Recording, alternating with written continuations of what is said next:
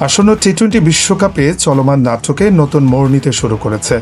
নিরাপত্তা উদ্বেগের ভারতে টি-20 বিশ্বকাপ খেলতে রাজি হয়নি বাংলাদেশ। ফলে গত শনিবার বাংলাদেশকে বিশ্বকাপ থেকে বাদ দেওয়া হয়। বাংলাদেশের বদলে এবারের বিশ্বকাপে জায়গা করে নেয় স্কটল্যান্ড। এখন নাটকের নতুন মোড়টা কি? এবার আইসিসি হয়তো বাংলাদেশকে বিশ্বকাপে ফেরাতে পারে, তবে সেটা নির্ভর করছে পাকিস্তানের উপর।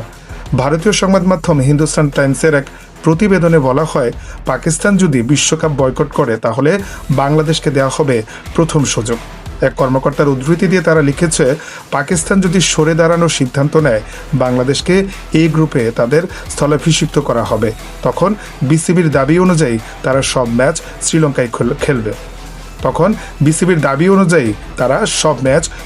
খেলবে। সেটা হলে লজিস্টিক্যাল চ্যালেঞ্জ মোকাবেলা করা সহজ হবে। পাকিস্তান বিশ্বকাপে অংশ নেবে কিনা সেই সিদ্ধান্তের দিকেই এখন তাকিয়ে আছে বাংলাদেশের অবস্থান। এই সংক্রান্ত প্রতিবেদন সামনে আসার পর বিশ্বকাপে খেলা নিয়ে নিজেদের অবস্থান আরও সতর্কভাবে পর্যালোচনা করছে বাংলাদেশ। অন্যদিকে পাকিস্তান যদি বিশ্বকাপ বর্জনের পথে হাঁটে তাহলে কঠোর শাস্তির মুখে পড়ার শঙ্কা রয়েছে।